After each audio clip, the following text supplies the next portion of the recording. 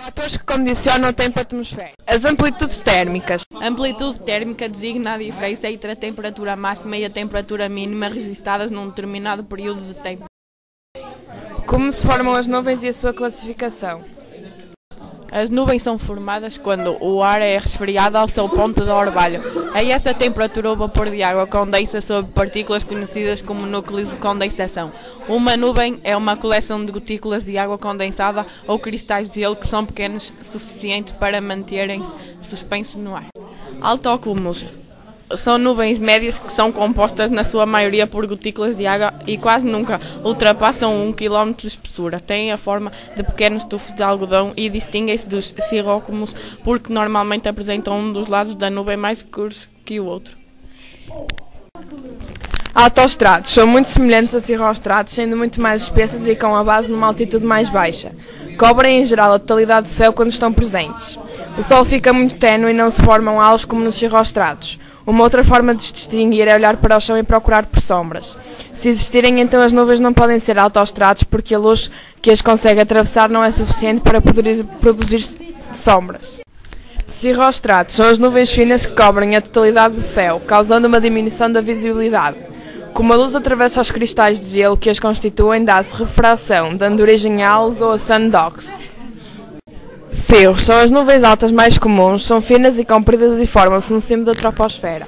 Formam estruturas alongadas e permitem inferir a direção do vento àquela altitude. A sua presença é indicadora de bom tempo. Como se forma o nevoeiro, neblina, geada e orvalho. A quantidade de vapor de água na atmosfera é muito variável e tem grande importância nos fenómenos meteorológicos, pois em determinadas circunstâncias pode dar origem à formação de nuvens, nevoeiro, neblina, precipitação, orvalho e etc. Porque chove. Chuva é um fenómeno meteorológico que consiste na precipitação de gotas de água no estado líquido sobre a superfície da Terra.